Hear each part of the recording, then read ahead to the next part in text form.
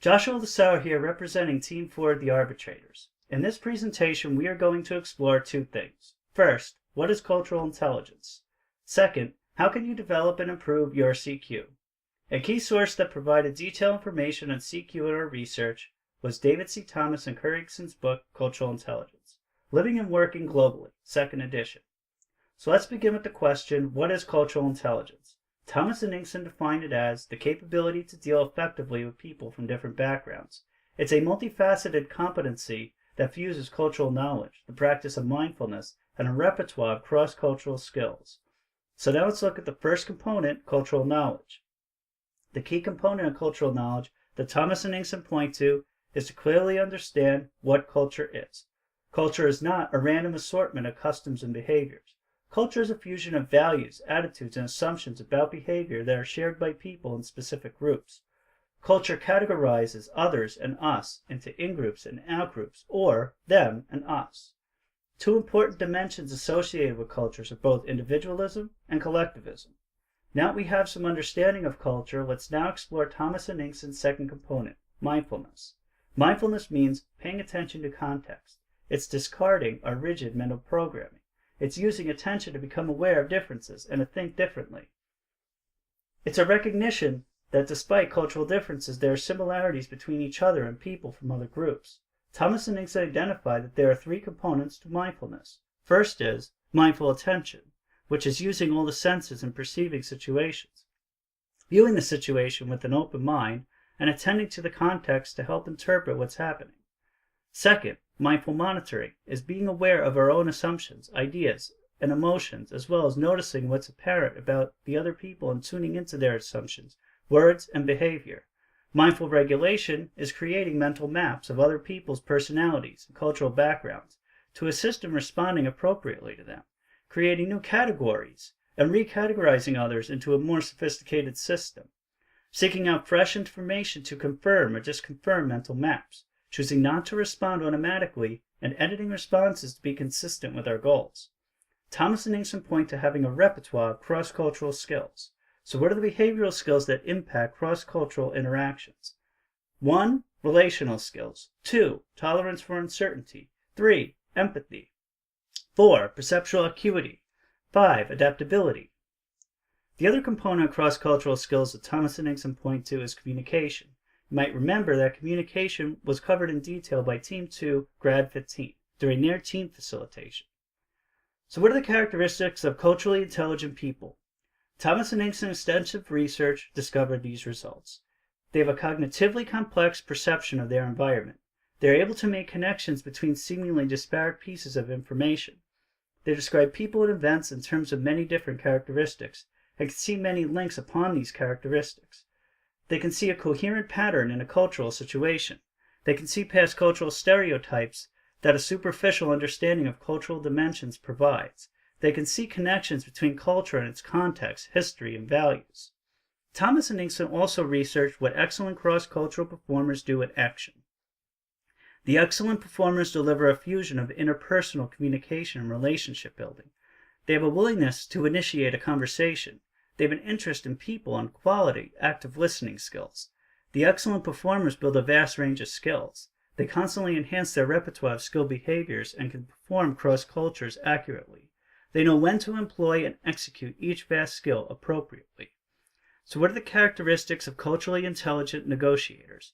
Thomas and Erickson researched and analyzed that negotiators with a high CQ know that cultural differences have a huge influence on the communication process which underpins all negotiations. Negotiators with a high CQ have the knowledge required to overcome language barriers and nonverbal behavior requisites to communicate across cultures. Negotiators with a high CQ can anticipate communication differences and practice mindfulness by paying attention to both the context and conventions of communication. Negotiators with a high CQ can adapt their negotiation behavior to make concessions, persuade information, and build relationships as appropriate for the negotiation and cultural context. So how can you improve your CQ? Another key source that provided detailed information on CQ was Dr. David Livermore's book, The Cultural Intelligence Difference. Master the one skill you can't do without in today's economy. Dr. Livermore explains there are 4 strategies. They are CQ Drive. Learn how to increase your motivation for the challenges that often accompany multicultural relationships and work. CQ Knowledge. Grow your understanding about cultures and gather creative ideas for how to continue learning about the cultural differences and similarities wherever you are.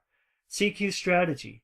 Improve your ability to be aware of what's going on in a multicultural situation and learn how to plan accordingly.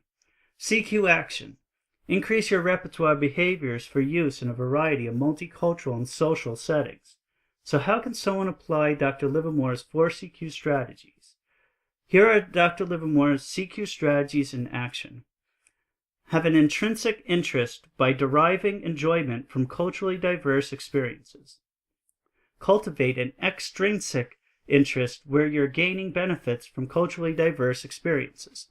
Challenge yourself to reach self-efficacy, having the confidence to be effective in culturally diverse situations.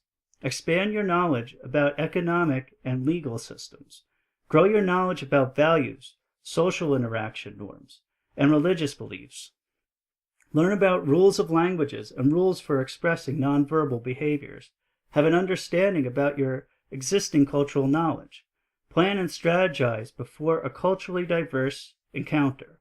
Check your assumptions and adjust mental maps when actual experiences differ from expectations.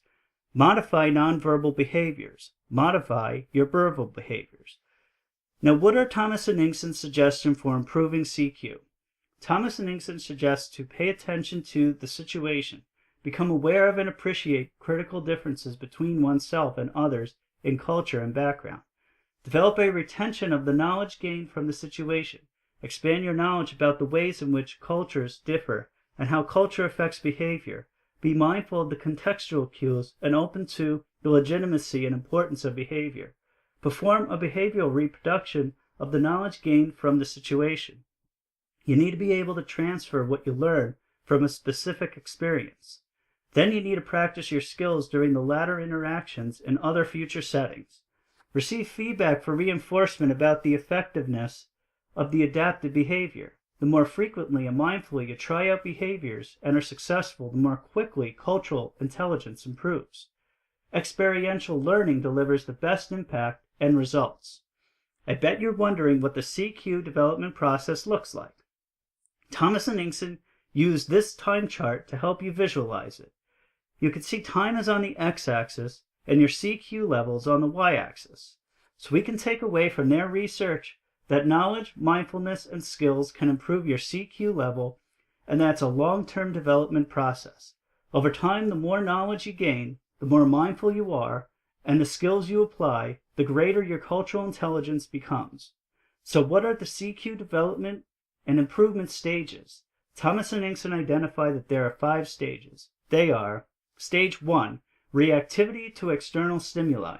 Stage 2, recognition of other cultural norms and motivation to learn more about them. Stage 3, accommodation of other cultural norms and motivation to learn more about them.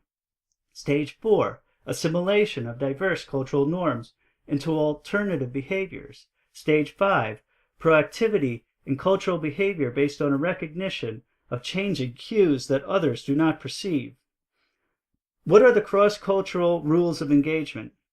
Thomas and Inkson highlight there are 8 rules. They are: become knowledgeable about your own culture and background, its biases, its idiosyncrasies, and the way these are unconsciously reflected in your own perceptions and behavior.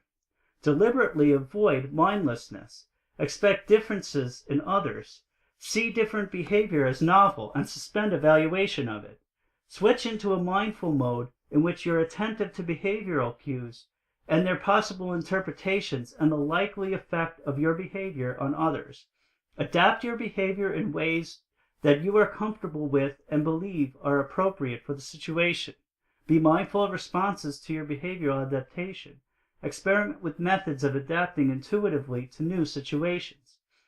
Use your experiments to build your comfort level in acquiring a repertoire of new behaviors. Practice new behaviors that work until their production becomes automatic. So you might be wondering, what is your own CQ level? Thomas and Inkson created a free 20-statement assessment which you can take. When you access it in Blackboard, you'll see a document that looks like this. The directions related to the 20-statement assessment are the following. For Part 1, there are 20 numbered blanks on the document, and you can find it in the Team 4 discussion board. You'll write 20 answers to the simple question, who am I? For Part 2, there is a chart with 2 columns. Take your answers from the 20 questions from Part 1 and place them in number order that pertain to the 2 columns labeled independent and interdependent. With your results, you'll learn if you're more interdependent and independent. The arbitrators built a CQ assessment wheel for you to enjoy as well. When you access it in Blackboard, you'll see a document that looks like this. The CQ assessment wheel can be found as a document in the Team 4 discussion board. On a scale from 1 to 10, indicate how satisfied you are with your current level of cross-cultural CQ for each of the 8 spokes.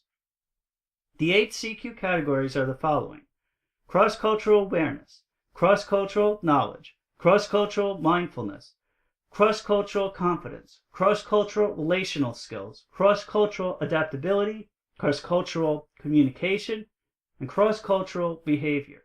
For more information related to your results, it's provided on the attached discussion board document. The arbitrators do encourage you to please share all your takeaways for both assessments on the discussion board.